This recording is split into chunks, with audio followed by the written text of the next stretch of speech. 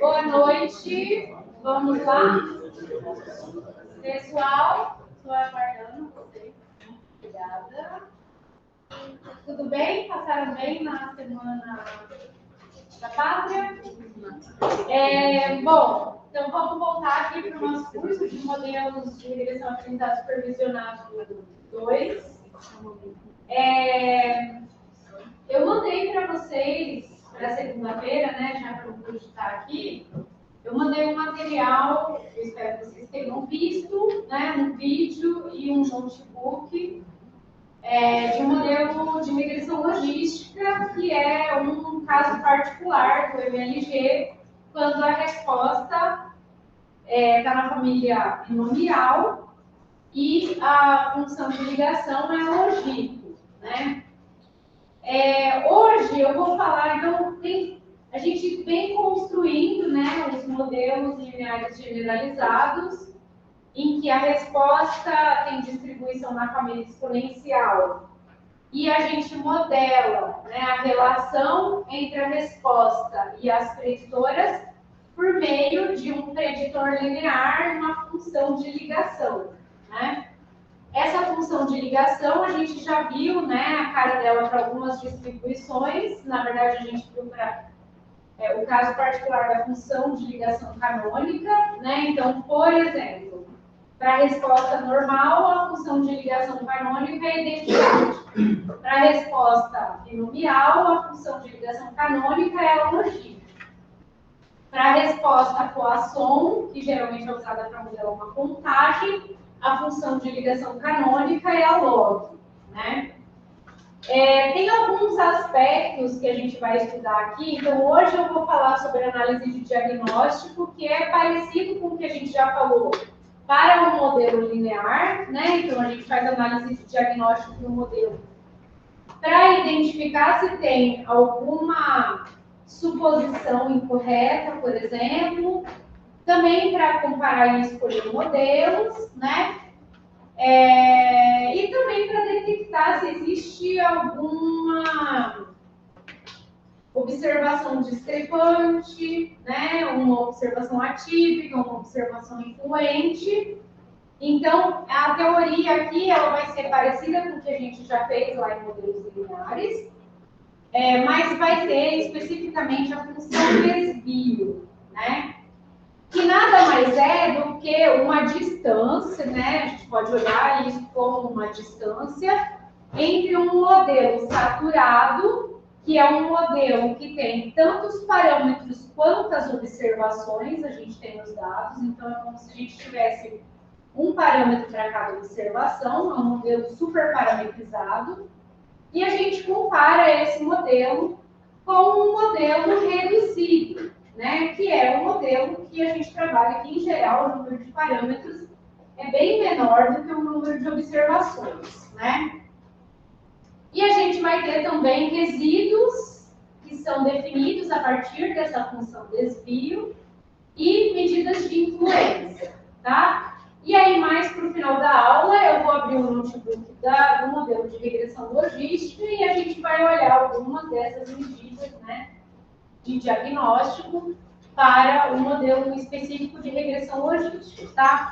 Então, aqui, a gente vai ser um pouco teórico essa parte, mas o importante mesmo é a gente entender que a função desvio é essa distância, né, do modelo super parametrizado para um modelo reduzido, com um número menor de parâmetros, tá?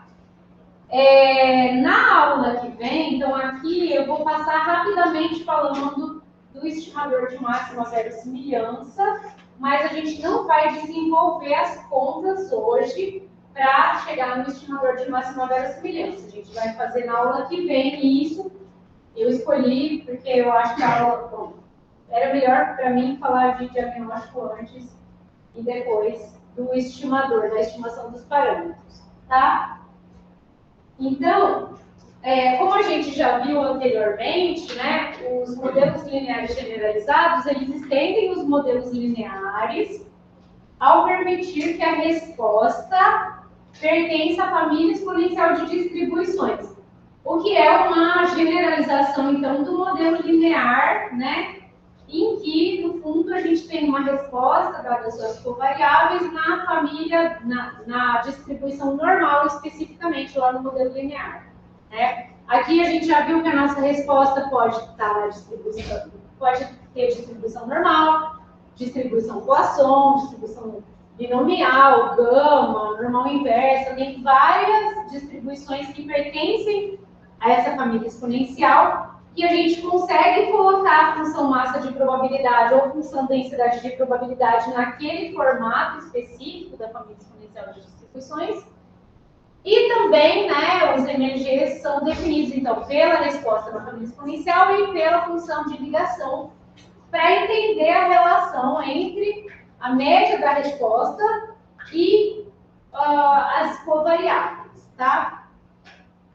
Então, tem duas componentes básicas do MLG, a componente aleatória, que é a resposta, e a componente sistemática, que é o preditor linear, que é onde entram as preditoras, tá?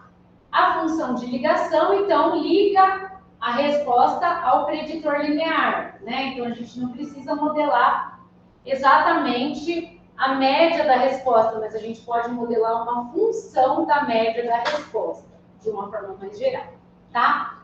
Então, essa abordagem oferece maior flexibilidade na modelagem, né? Especificamente para quando os dados não têm distribuição normal, quando tem dados categóricos, quando tem dados de contagem, que são modelos, são dados que o modelo linear não é adequado, tá? Então, nesse tipo de modelo, existe uma função bastante importante que mede, né, de alguma forma, a qualidade do modelo, que é a função desvio ou deviance, né? Então, a função desvio, ela mede a qualidade de ajuste dos MLGs, né? Fazendo essa distância aí, ó, ela compara a log verossimilhança do modelo ajustado com a de um modelo saturado, que seria um ajuste perfeito, um modelo super parametrizado, que tem tantos parâmetros quanto as observações, né?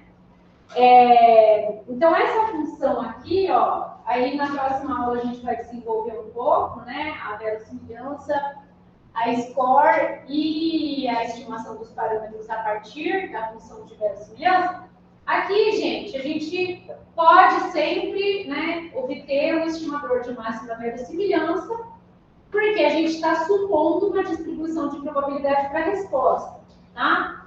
Se não estivéssemos supondo, a gente teria que fazer uma estimação por mínimos quadrados, por exemplo, um outro método, né? Aqui, como a gente supõe uma distribuição para a resposta, eu sempre vou poder obter o estimador de máxima verossimilhança, tá? Então, aqui, ó, esse modelo, essa verossimilhança de Y e Y é um modelo que eu vou definir daqui a pouco, que é um modelo saturado. Então, é um modelo que tem tantos parâmetros quanto o número de observações, é um modelo super parametrizado, tá? E aqui é um modelo reduzido, né? Que eu vou obter o mi-chapéu, o estimador de máxima verossimilhança, dos parâmetros, né, que compõem a média lá da minha resposta, né? Essa função, então, ó, o que ela está medindo, né? Então, o mais importante aqui, mais do que fazer a conta, é entender o que ela está medindo, né? Então, a verossimilhança, ela é a função massa de probabilidade ou função densidade de probabilidade, só que vista não como função da variável aleatória, mas como função dos parâmetros, né? Mas, no fundo, ela contém informação, né, sobre os dados. Então, aqui, ó, seria com o máximo de parâmetros que a gente poderia colocar no modelo. Ou seja, com o máximo de informação que a gente poderia ter no modelo. Ela contém, então, a informação do modelo com o número máximo de parâmetros, tá? E essa daqui contém a informação sobre os dados no modelo reduzido, no modelo com menos parâmetros. Oi? A verossimilhança, você utiliza a log verossimilhança para saber? Ixi, boa pergunta. Que a diferença É porque é log verossimilhança. É a log verossimilhança. É a log verossimilhança. Porque a diferença remete a ela. É a log verossimilhança. Na verdade, se você usar a razão, você usa a verossimilhança. Mas aqui a gente está usando a log verossimilhança. Por isso que é a diferença. Tá? Muito boa pergunta. Então, o que acontece? Se a informação que eu tenho no modelo reduzido for aproximadamente a mesma que eu tenho no modelo saturado, quer dizer que aquele modelo reduzido está explicando bastante dos meus dados, com um número menor de parâmetros, tá? Então, idealmente, essa função de desvio, ela deve ser pequena. Daqui a pouco, a gente vai ver que dá para mostrar a distribuição dessa função de desvio sob algumas condições, tá? E essa função, como a gente consegue reescrever a verossimilhança aqui do modelo saturado do modelo reduzido, como uma soma, então a gente consegue decompor essa função desvio como uma soma de componentes do desvio. E a gente vai ver daqui a pouco que vai ter um resíduo baseado nas componentes do desvio, para identificar em que pontos, por exemplo, o desvio é grande, né? Deixa eu só ver aqui se não tem. Eu pensei que estava. É que tem alguma que não veio aqui no. Eu fico sozinha e quero estudar. Tá? Então, a gente consegue decompor essa função desvio em componentes do desvio. E cada componente, né? Então, N é o número de observações, ó, então a gente consegue decompor pelo número de observações aqui, numa soma para de 1 até N, em componentes desse desvio. E esses componentes a gente vai usar para identificar observações que têm resíduo grande, que estão distantes, né? Tais que o modelo saturado está distante do modelo reduzido, tá? Tem uma outra forma da componente do desvio, que é a função desvio escalonada, que nada mais é do que essa função desvio multiplicada pelo parâmetro de dispersão para cada distribuição, né, para cada modelo. Tá? Então, o mais importante dessa aula inteira é entender que o desvio tem a diferença de informação pela verossimilhança do modelo superparametrizado para um modelo mais simples.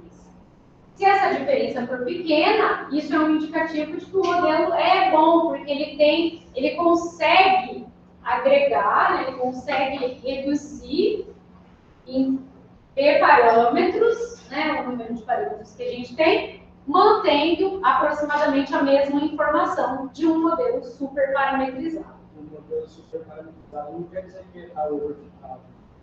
É a mesma coisa, basicamente. Mas aqui, o número de parâmetros... O modelo simples ele está orbital. Não, ele não está. Eu reduzo o número de parâmetros, mas eu explico aproximadamente a mesma quantidade de informação. Tá? O modelo superparametrizado, sim. Mas o modelo reduzido, não. Agora, se eles carregam a mesma informação, quer dizer que está ótimo, né? Então, eu estou reduzindo o número de parâmetros, porque o número de parâmetros a gente não quer que seja muito grande, justamente, né? Mas eu mantenho aproximadamente a mesma quantidade de informação que eu tinha no modelo superparametrizado, tá? Bom, então aqui, né, eu devia ter falado isso antes, aqui nesse modelo, quem que é o Y, por exemplo? É o vetor de observações. Quem que é o Mi chapéu, que aparece aqui, ó, dentro da log verossimilhança no modelo reduzido?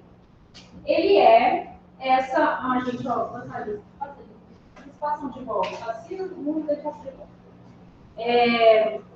O Mi chapéu são os valores de Mi ajustados pelo modelo, né, estimados pelo modelo. L é a função de log verossimilhança dos dados, né? O D ao quadrado é a componente do desvio referente à iésima observação. E é o parâmetro de dispersão que vai variar com o modelo que a gente está considerando. Então, aqui vale para qualquer MLG. A função desvio vale para qualquer MLG. O que vai mudar? A log verossimilhança, porque dependendo do modelo, eu vou ter uma verossimilhança ou outra verossimilhança. E o parâmetro de dispersão. Né? Então, por exemplo, o φ é igual a 1 para pós-1. Eu não me lembro se para binomial 1 também, eu preciso... Eu não tenho certeza. Depende do jeito que faz a... Depende, é verdade. Porque se você chegar na lógica, deu N. É verdade. Depois eu vou corrigir aqui. Então, a interpretação. O valor pequeno para a função de desvio indica que o modelo que está sob investigação, que tem menos parâmetros, ajusta-se tão bem ou quase tão bem quanto o modelo super parametrizado que tem N parâmetros. Então, N é sempre o número de observações. Se eu colocar N parâmetros, né, então eu vou ter um modelo super parametrizado. E essa quantidade, né, então, quem já viu o teste da razão de verossimilhanças, por exemplo, sabe que a gente consegue mostrar que, então quem fez modelos lineares, né, a gente faz algumas contas e a gente consegue obter a distribuição de uma razão de verossimilhanças. Aqui também a gente conseguiria fazer uma razão de verossimilhanças, ou não a diferença, mas a razão das verossimilhanças, e obter uma distribuição para essa razão de verossimilhanças. E essa distribuição está associada a um número de graus de liberdade. Tá? O número de graus de liberdade correspondente à função desvio é N menos P. Então, N é o número de observações e P é o número de parâmetros do modelo reduzido, tá? Do modelo que a gente está estudando. Então, o que a gente faz? Para todo modelo que eu for ajustar, eu comparo com esse modelo saturado. Teria o máximo de parâmetros possível. E eu vejo se a informação do modelo é aproximadamente a mesma desse modelo super parametrizado. Tá? Oi.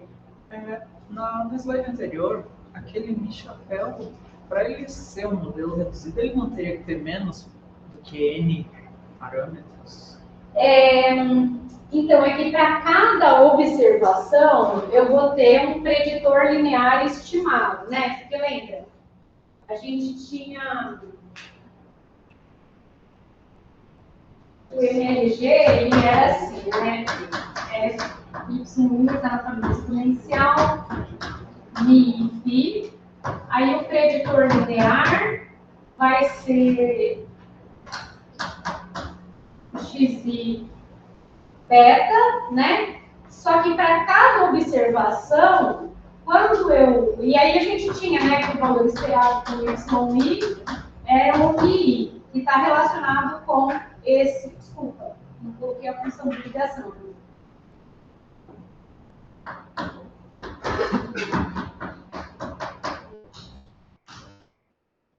Esse Mi, ele está relacionado com uma função de ligação. Então, quando a gente considerar o preditor linear e pegar a função inversa de G, calculada nele, a gente tem um Mi chapéu, né, a partir dos parâmetros estimados. Então, para cada resposta, eu vou ter um Mi chapéu, independente do número de parâmetros, tá? O número de parâmetros vai entrar aqui, ó, nos betas, tá bom? Então, eu consigo fazer uma predição para cada observação, independente do modelo. Se ele tem N parâmetros, se ele tem P parâmetros, eu consigo fazer uma predição para a resposta. Tá? Muito bem. Bom, desenvolvendo as continhas, né, na forma da família exponencial, dá para mostrar que a expressão do desvio não escalonado se reduz a essa quantidade. Tá? Então, quem que é essas quantidades aqui, θ i til e θ i chapéu. Então, o θ i til é o θ i para o modelo saturado. E o θ i chapéu é o θ i para o modelo em investigação. Então, a gente tem essas diferenças aí, né? Tanto do θ no modelo saturado para o modelo em estudo, quanto B de θ do modelo em estudo para o modelo saturado. Tá? Então, o desvio. E aí, gente, lembra, para cada MLG que a gente propuser, a gente consegue calcular a função desvio. Tá? Isso é só conta. Então, a gente poderia pegar lá o modelo binomial, ver como que ele está na família exponencial e calcula a função desvio. A gente poderia pegar o modelo Poisson, ver quais são as quantidades lá dele na família exponencial, né, para colocar naquele formato da família exponencial, e calcula a função desvio, tá? Claro que a gente não precisa ficar fazendo isso na mão, né? A gente só precisa entender como que faz. Levando em conta, assim, considerando, né, partindo do pressuposto que todo mundo vai conseguir fazer a conta, né, para cada modelo. Mas basta, então, a gente colocar nessa forma, né, com o θ correspondente com o B de θ correspondente, e a gente calcula a função desvio para cada modelo, tá? Bom, o modelo saturado, então agora que vem, né, a explicação do que é o modelo saturado, é um modelo com o número máximo possível de parâmetros, ou seja, o número de parâmetros P, ele é igual ao número de observações. Então, ó, por exemplo, se vocês lembrarem da matriz X, que é onde a gente vai colocar as covariáveis, a gente coloca uma coluna de intercepto e a gente coloca P colunas, uma para cada parâmetro, né? Se a gente colocar um parâmetro para cada observação, a gente vai ter essa matriz X com N linhas e N mais uma colunas, porque tem uma do intercepto ainda, tá? Então, a gente super parametriza o modelo, enchendo essa matriz X de colunas, né? Ou pode ser o número de grupos em algum contexto específico. Aqui para a gente, vamos considerar que é o número de observações, tá? Então, a função de verossimilhança, nesse caso, vai ser, o caso particular L de y, porque cada mi vai ser estimado segundo N parâmetros, né? E a gente consegue obter a estimativa de máxima verossimilhança de mi, como simplesmente mi til igual a y. Então, a estimativa de máxima verossimilhança de cada observação vai ser a própria observação, tá? Então, o modelo saturado vai ter um ajuste perfeito aos dados. E aí, esse ajuste, ele contém uma quantidade de informação que é toda a informação que eu tenho nos dados, né? Isso é um modelo super parametrizado, tá? Oi. Por que o número máximo de parâmetros é o número de estimação? Porque senão você não consegue estimar. Se você tiver mais colunas do que linhas, por exemplo, se você tivesse que inverter a matriz X transposta X, ela teria posto incompleto, aí você não consegue inverter essa matriz, tá? Se você tiver mais colunas do que linhas, mais parâmetros do que observações, você vai cair num problema de redução de dimensionalidade fatalmente, tá? Você tem que reduzir a dimensionalidade dos seus dados e aí considerar, ou quem fez modelos lineares, né, que a gente tinha os modelos de posto incompleto, tinha que calcular uma inversa generalizada daquela matriz, tinha algumas estratégias, mas o ideal é reduzir a dimensionalidade. Não dá pra... No João e depois... Tá. Gustavo. Nesse caso, se eu tiver duas observações para o mesmo valor de uma preditora, tipo X, não daria problema, porque aí eu não tenho N dimensões, não sei explicar isso em computador linear, mas tipo assim, eu vou ter uma matriz que não vai ser inversível no final. Se você tiver duas observações observações exatamente iguais? Não exatamente iguais, mas tipo assim, a minha observação tem duas observações com o mesmo valor das minhas preditoras. A matriz X É, na matriz X. Na matriz X tem duas linhas iguais. Imagina que eu tenho um vetor. Então, você pode ter esse tipo de problema, sim. Aí, nesse caso, não daria para estimar. Se as duas observações forem exatamente iguais, eu acho que não dá. Mas aí a gente poderia pensar num exemplo, viu? Mas tá, eu preciso pensar num exemplinho, mas pode ser que não dê, tá? Porque justamente a gente, no método numérico para a estimação dos parâmetros, a gente vai ter que calcular a inversa de uma matriz, né? E se ela tiver posto incompleto, que deve ser esse caso, aí a gente não consegue inverter. Quem fez modelos lineares viu esse caso. Gustavo e depois fez Gustavo. Não seria só tipo, duplicar todas as observações para ter sei lá, que seja, colocar a quantidade de vezes a mais as mesmas observações para ter um maior número do que de colunas. Não daria certo também? Porque você não mexe no resultado. Então, mas daí a gente cai nesse problema que ele falou. Se você duplicar as observações, você vai cair nesse problema justamente que o João falou. Você precisa do Y também. E também precisa do Y. Mas ele está perguntando. Seria um caso de reamostragem. Só que isso é uma reamostragem que você está reamostrando todo mundo exatamente igual. Mas não vai ajudar. Sabe? Não vai ajudar. Eu ia perguntar que a semelhança do modelo saturado é quase uma interpolação, né? Por isso que não dá para fazer. É uma interpolação, justamente. Não dá para ter duas amostras iguais ali, porque ela vai estar no mesmo eixo. Então, mas você pode ter duas observações com exatamente as mesmas preditoras e exatamente a mesma resposta. Ah, sim, mas se a resposta for diferente, não, porque ela. Se a resposta for diferente, daí. Isso, então vamos considerar que os dados são comportados, não tem nenhuma anomalia desse tipo, mas é muito interessante como exercício pensar nessas possibilidades aí. A associação com as interpolações fica poderia dar esse problema. Não pode. Tem aquilo que ele perguntou, né, se a gente tivesse mais colunas do que linhas, então isso cai no problema de redução de dimensionalidade, mas tem um método de regularização, que é a regressão rígida, que ela pode ajudar se você tiver um caso próximo a esse. Tá? Então, assim, vamos considerar aqui que a gente não tem nenhum desses problemas aí. Mas é interessante como exercício a gente pensar que isso poderia acontecer e a gente precisaria de outros artefatos, né, para resolver o problema.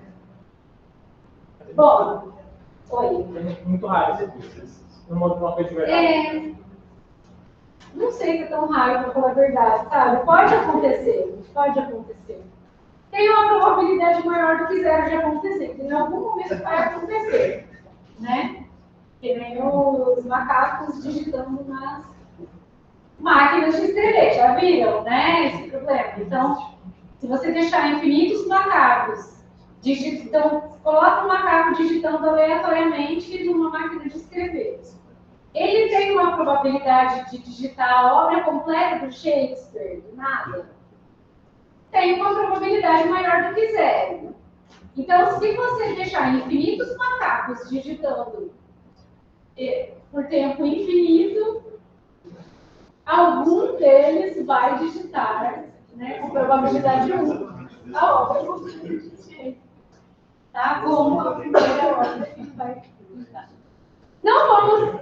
Eu já coloquei na cabeça de vocês que vocês dão uma procurada aí nos macacos digitando na máquina de escrever.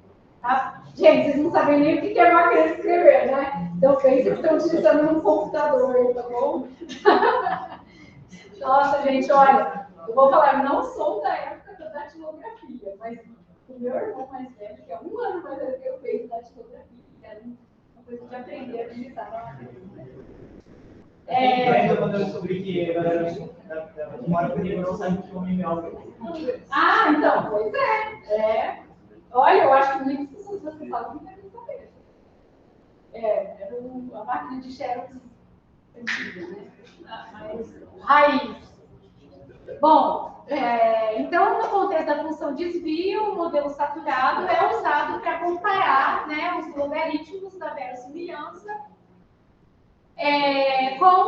do modelo saturado com o modelo reduzido, tá? Gente, esses slides provavelmente precisam de revisão, porque é a primeira vez que eu dou aula com eles. Então, Nossa, certeza que eu ia fazer isso. Eu estou com 2 computadores aqui. Chega uma hora que eu digito nesse, achando que eu estou naquele ali, no mouse. É a idade chegando. Então, exemplos, né? O modelo binomial com ligação logística, que é um MLG usado para analisar. Olha, eu achei que eu tinha apagado esse slide. Vamos ver onde a gente vai chegar. Onde cada observação representa a proporção de sucessos em N ensaios independentes. Então, a resposta, ela segue uma distribuição binomial, Mi é a probabilidade de sucesso para a iésima observação, N seria o número de ensaios independentes de Bernoulli e a função de variância é Mi menos Mi, como a gente viu em aulas anteriores. A parte sistemática, considerando a ligação canônica, é usando a função de ligação logito, né? Então, a função de ligação logito é log de Mi menos Mi. Isso vai ser igual ao preditor linear ETA-I, e é o ETA-I que vai ser modelado como XI transposto PET, né? Então, essa função de ligação é o que vai relacionar a resposta com as preditoras. Como que a gente obtém a função desvio para o modelo binomial? Então, a gente pode fazer as contas seguindo aquele slide que mostrou o formato, né, da função desvio, simplificada já. A gente mostra que ela fica dessa forma aí, tá? Provavelmente na segunda lista de exercícios vai aparecer alguns exercícios para vocês acharem a função desvio para alguns MLGs, tá? Então é uma continuação que vocês fizeram na primeira lista de exercícios. Olha para a distribuição normal, o que acontece?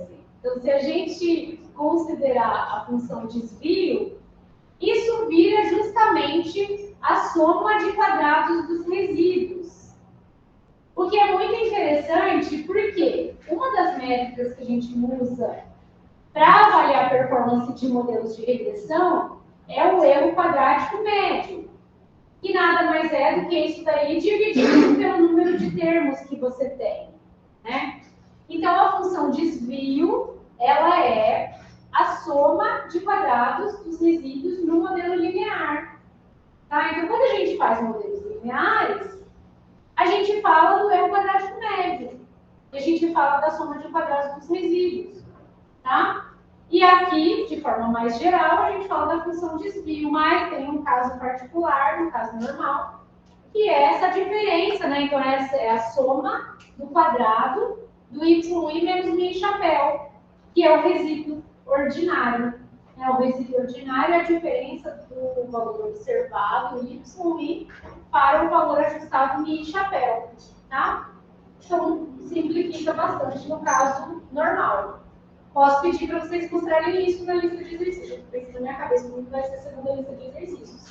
Esse é um exercício legal para vocês fazerem. Tá? Na distribuição de Poisson, claro que vai aparecer o log, né? Porque a função de ligação canônica da Poisson é o log. E se vocês se lembrarem, a função de ligação canônica é simplesmente você pegar o θi lá da família exponencial, tá? Então, essa é a função de desvio para o modelo Poisson. Tem uma diferençazinha se o modelo inclui ou não o intercepto, mas a gente não vai entrar nesse nível de detalhamento aqui. Da função gama tem esse formato, então para cada MLG a gente vai ter um formato da função desvio. O que a gente precisa saber? Alguém precisa decorar essa função desvio? Eu acho que está normal, é legal decorar, porque é simplesmente a soma de quadrado do resíduo, né? Mas não precisa decorar, obviamente, precisa entender o que ela significa, que é essa diferença do modelo saturado para o modelo reduzido. Oi? E a gente não vai ter mais a métrica de sistema normal? Vai ter também. Vai ter. Isso daí serviria para quê? Função de desvio, certo? Então, a função de desvio ela vai ser mais geral do que simplesmente olhar para o erro quadrático médio. Mas você pode olhar para o erro quadrático médio. Não tem problema. Você pode usar isso como critério para avaliar o seu modelo. O único problema é que, por exemplo, no caso da binomial, que a gente está usando para modelar a resposta binária, não faz sentido usar o erro quadrático médio, né? Ele até tem um significado, mas aí a gente prefere outras métricas, tipo a acurácia, área sobre a curva, VOC, né? A precisão, a reputação, tem outras métricas, tá? A gente vai particularizar quando a gente vê casos específicos de negligência. É uma adaptação, então, da variável. Então, o desvio, ele é uma generalização, pode ser visto como uma generalização do erro quadrático médio, tá bom? Vários MLGs especificamente. Só que ele vai ser usado justamente para o que eu vou falar agora, que é a avaliação da qualidade do ajuste via a função desvio, que vai ser basicamente olhar resíduo, componente do desvio, mas a gente consegue também mostrar, a gente não vai mostrar porque não é o nível desse curso aqui, né? Quem quiser ver a prova, eu acredito que no McCullough e Nelder tem a prova dessa distribuição. Eu vou checar e eu passo para vocês. Acho que é importante, principalmente para quem é da estatística e ciência de dados, ver como que chega nisso, mas é basicamente uma razão de verossimilhanças, tá? Então, a gente tem que o desvio escalonado pode ser comparado assintoticamente com quantias da distribuição Q quadrado, sob a hipótese de que o modelo postulado está correto, tá? Essa aproximação vai ser válida principalmente quando o N é grande ou quando o parâmetro de dispersão é grande, ou quando o coeficiente de variação é próximo de zero, como é o caso da gama. O coeficiente de variação é o desvio padrão dividido pela média, tá? Então, é uma quantidade que envolve o desvio padrão e média, ou seja, uma medida de dispersão por uma medida de localização, tá? Então, a gente pode, por exemplo, olhar se o desvio está muito grande, porque em estatística é sempre assim, né? A gente tem as quantidades e a gente precisa de um patamar ali para comparar aquela quantidade, se ela está dentro do esperado ou não. Para isso, eu tenho que obter a distribuição daquela quantidade. Então, sob H0, o meu modelo postulado está correto, a função desvio tem uma distribuição Q quadrado. Aí eu vou olhar nos dados, se os dados dão evidência contra ou a favor daquela hipótese nula de que o modelo está correto. Esse é o caso do MTG? O teste da razão de verossimilhança generalizado é bem parecido com esse caso, porque sob H0 você reduz o modelo. E aí você compara fazendo a razão das duas verossimilhanças. Vocês viram isso onde? Inferência. É um caso bem parecido com o que vocês fizeram lá de teste de razão de verossimilhança generalizada. Tá? Porque você está comparando dois modelos, né? Você está comparando dois modelos pela verossimilhança, tá? Bom, então, esse é um dos critérios que a gente pode usar para fazer teste de hipóteses, para saber se o modelo é bom ou não, né? Se aquele modelo sobre H0 é bom ou não. A gente pode, então aqui, ó, João Lucas, esse teste da razão de verossimilhanças, ele está avaliando, né, se ele pode ser usado, na verdade. Então, aqui ele está usando para comparar dois modelos, né? Um modelo saturado com um modelo reduzido. Aqui é se a gente quiser fazer o teste para apenas um subvetor dos parâmetros. Dá para usar também essa função desvio, tá?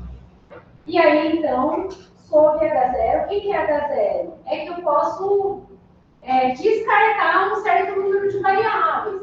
Então, ó, se a gente pensar que o modelo saturado é um modelo com o máximo número de variáveis possível, e o modelo reduzido é um modelo com um número menor de parâmetros, eu posso considerar que eu estou descartando parte dos parâmetros do modelo saturado. Por quê? porque as observações contêm aproximadamente a mesma informação. Então, eu não preciso de tantos parâmetros assim, tá? Então, isso pode ser usado também para avaliar se um subvetor do vetor de parâmetros pode ser todos considerados zero. Tá? Então, isso daqui, quando eu falo essa H0 aqui, que um subvetor dos parâmetros pode ser considerado zero, no fundo eu estou descartando um certo número de variáveis. Tá? Então, a estatística, que é usada de razão de verossimilhanças, tem esse formato aqui, parâmetro de dispersão, desvio no modelo sob H0, menos o desvio no modelo mais geral. Tá? Então, num caso limite, isso daqui seria um modelo que eu quero testar contra um modelo saturado. Sob H0, ou seja, se isso daqui é verdade, e para N suficientemente grande, essa estatística do teste tem uma distribuição, é aproximado, tá? Poderia ter colocado um aproximado aqui, e quadrado, em que Q é a dimensão desse vetor de parâmetros que eu quero testar. Tá? Agora, se o Φ for desconhecido, aí a gente tem mais uma fonte de incerteza, né? Então, é sempre assim. Quando a gente tem parâmetros, quanto mais parâmetros desconhecidos a gente tem no nosso modelo, maior é a fonte, o número de fontes de incerteza que a gente tem. Então, nesse caso aqui, a gente tem uma estatística mais geral, mais complicada, que tem uma distribuição F, tá? Que é a diferença dos desvios no modelo sob H0, o modelo livre, né, que não está escrito H0, dividido por esse número de igualdades que eu tenho ali em H0, dividido por esse desvio no modelo mais geral, dividido por N menos B. Então, a gente também não vai mostrar a distribuição aqui nesse curso, né? Eu vou verificar se tem alguma causa, e eu passo para vocês, pelo menos, para os alunos da estatística e ciência de dados. Tá? Quando a gente fizer a análise usando a função, o pacote GLM lá no R, a gente pode usar a função ANOVA, e, aliás, essa função ANOVA pode ser usada para modelos de vários tipos, várias naturezas diferentes, e aqui ela vai dar uma análise, então, do desvio, tá? Daqui a 2 aulas, então na quarta que vem a gente vai fazer uma aula prática. E aí a gente vai fazer a análise do desvio também. Oi? Você consegue dar um pouco melhor nos graus de liberdade dessas? Nos graus de liberdade. Eu acho que o João Lucas podia ter feito curso de modelos lineares, né, Lívia? Porque com certeza ele ia ver. Não, mas esse aqui... O Q é o número de igualdades que eu tenho em H0. Tá? Então, é o número de parâmetros que eu quero testar ser igual a 0. E N menos P é o número de graus de liberdade que eu tenho no modelo de trabalho, né? Que é um modelo com P parâmetros. Então, é assim. Cada forma quadrática, se ela satisfizer algumas propriedades, a gente consegue mostrar, se a gente conseguir escrever como forma quadrática, a gente consegue mostrar que aquilo tem distribuição Q quadrado. E o número de graus de liberdade vai ser o oposto da matriz de forma quadrática. Então, ó, tem algumas aulas minhas de modelos lineares no YouTube que eu coloquei. Eu acho que você podia ver. Eu vou ver se tem essa de que mostra a distribuição das formas quadráticas. E aí, quando você tem uma Q quadrado no numerador, dividido pelos seus números de graus de liberdade, uma Q quadrado no denominador, dividido pelos seus números de graus de liberdade, e as duas são independentes, essa razão tem distribuição F sob H0. É sempre sob H0. Se não for sob H0, também é F, mas ela é não central. Então é mais complicado um pouquinho. Que é sob H1. Porque sob H0 ela é F central. Mas pode ser que eu queira calcular, por exemplo, o poder do teste, que é sob H1. E aí eu preciso dessa distribuição também, que é F não central. Tá? Então, fica muito parecido com duas razões de verossimilhança, né? E aí a razão dessas quantidades sobre a zero tem distribuição se não tiver, João Lucas, você me lembra que eu trago no meu material e que mostra isso, da forma quadrática e da distribuição quadrada, tá bom? Mas é essa disciplina de modelos lineares que a gente faz isso. Oi? No modelo saturado, ele vai ter um número maior de parâmetros do que o modelo não saturado, certo? Certo. E você falou alguma coisa de... Você não falou a palavra chutar, mas chutar o número desses parâmetros. Isso deixaria um custo maior do que você quiser no modelo saturado? Então, o modelo saturado, por ele ter mais parâmetros, ele tem um custo maior de ajuste, tá? Só que o que acontece? O problema de overfitting. Então, se o meu modelo aprende tanto com os dados que ele consegue acertar na mosca em cada observação, se eu aparecer com uma observação nova, provavelmente ele não vai saber o que fazer. Então, o que a gente busca, né, em aprendizado de máquina, principalmente, a gente fala isso? A gente busca um modelo com o menor número de parâmetros possível que contenha a maior informação possível sobre os dados, tá? Então, a gente busca um equilíbrio aí entre o número de parâmetros e informação. Se eu fizer só um modelo linear, geralmente vai ficar pouquíssimos parâmetros, o mínimo que eu preciso, mas eu não vou explicar tão bem os dados assim. Então, a gente pode ir para modelos mais complexos, tá? É bem importante, Ana, essa pergunta sua, porque às vezes a gente acha que pode colocar o maior número de parâmetros possível e ter uma interpolação. E isso vai ser o melhor modelo.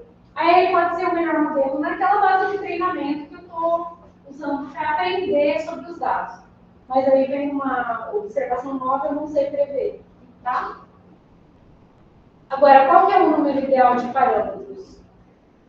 Aí a gente tem escolha de modelos, que a gente vai fazer aí em algum momento. Tá? Escolha e seleção de modelos. Então, uma parte é fazer um teste de hipóteses, né? Então, ó, gente, relembrando, né? Para quem ou não é da estatística, ou mesmo quem é da estatística, vocês não lembram. O que é um teste de hipóteses? Um teste de hipóteses é você supor que uma hipótese é verdadeira e verificar se os dados contrariam aquela hipótese ou não, tá? Então, sobre a hipótese nula, geralmente as contas são mais fáceis, que é isso que eu estava falando para o João Lucas, né? Olha, se for sobre a hipótese nula, a gente mostra que tem uma distribuição F central, que é mais simples. Se for sobre a hipótese alternativa, eu tenho infinitos valores dos parâmetros para colocar e a distribuição da estatística é mais complicada. Então, a gente, em geral, supõe que a H0 é verdadeira, e aí, supondo que a H0 é verdadeira, eu conheço a distribuição da minha estatística de teste, aí eu observo os dados e vejo se os dados estão fazendo sentido, pelo menos, ou não. Né? Então, vamos supor que a minha estatística de teste tenha uma distribuição que quadrado, como é um caso aí, né, do teste de cima, né? Então, digamos que a estatística psi, de razão de verossimilhanças, tem essa distribuição aqui sobre H0, tá? Então, isso daqui é sobre H0. E aí, eu tenho tudo isso de valores plausíveis para minha estatística sobre H0. Só que, digamos que quando eu observei os dados e ajustei o modelo, a minha estatística veio parar aqui, que era um valor muito improvável de acontecer se H0 fosse verdadeiro, tá? E aí, se eu calcular o p-valor aqui, ó, valor P dá 0,000000001. Tinha uma probabilidade muito pequenininha daquele valor acontecer, tá?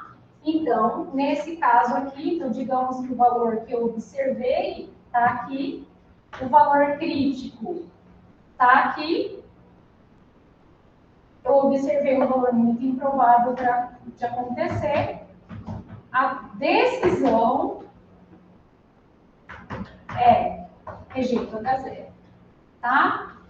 Tem um vídeo meu sobre teste de hipóteses que eu gostaria muito que vocês assistissem, que eu falo isso, que é qual é a situação real e qual é o resultado do teste de hipóteses. O resultado é sempre uma decisão. Com base nesses dados, a decisão é rejeito H0 ou não rejeito H0. A gente nunca vai falar assim, portanto, a H0 é verdadeira. Não. Nunca vou saber. Portanto, eu rejeito H0. Portanto, eu rejeito H0. Tá? Bom. Resíduos baseados na função desvio. Então, lembra que o desvio tinha, a gente abria em componentes, no número de observações, aquele componente, né, que era o d quadrado, aqui ele aparece, ó, no numerador de um resíduo que se chama resíduo componente do desvio padronizado, tá? Por que que a gente faz isso? Porque a gente vai conhecer a distribuição desse resíduo, né? Então,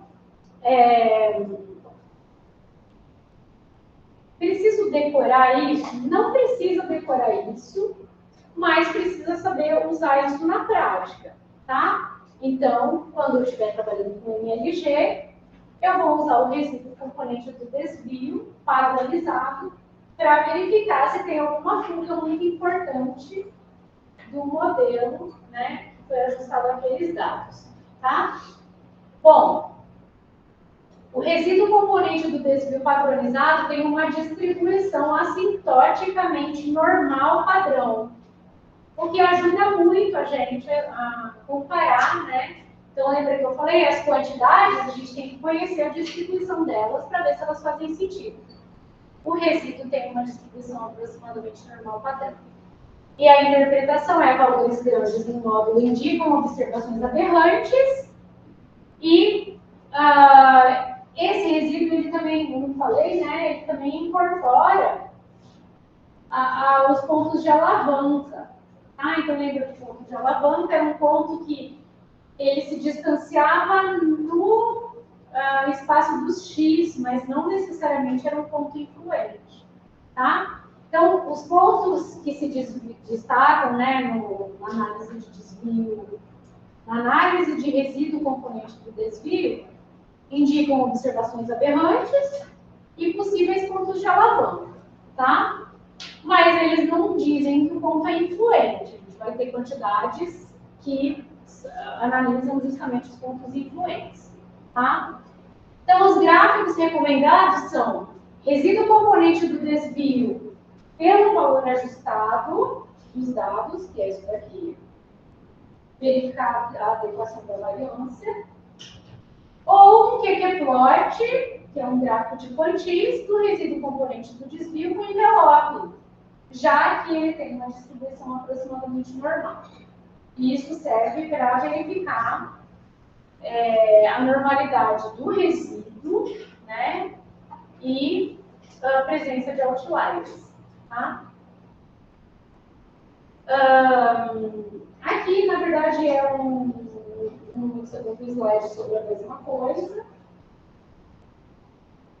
Mas peraí, eu vou ter que utilizar outro. E aí tem, né, o resíduo componente do desvio para várias distribuições. Poisson, binomial, gama inversa, gama negativa. Né? Então, para cada um deles, vai ter uma expressão diferente para o resíduo componente do desvio. Preciso saber isso de cabeça? Não, de forma alguma. Né? Mas se um dia precisar, é para a gente saber fazer a conta. Tá? Tem a ver com o desvio, então você tem que saber calcular o desvio, e aí cada componente vai ser a componente do desvio e a gente padroniza esse componente de desvio. Então, aqui um resumo. Na verdade, aqui são as componentes do desvio para cada um desses modelos.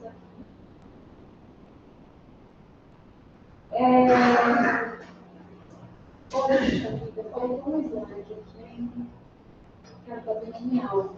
Eu vou colocar para vocês depois. Esse daqui é uma continuação de um slide, mas infelizmente.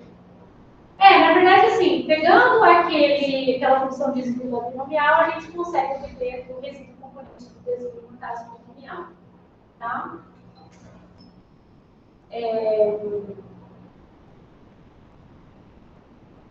Achei. Ele ficou trocado com esse, ó. Na verdade, o 25 ficou trocado com 24. Então, primeiro vem o 25. Preciso lembrar de trocar isso depois. Vocês são cobaias, né? Sempre. O que acontece, né, gente? É a primeira vez que eu estudo nessa disciplina, e eu já dei outras disciplinas pela primeira vez para alguns alunos que estão nessa turma aqui. E aí acontece, né, que vocês serem as cobaias, depois a gente corrige e fica tudo certo.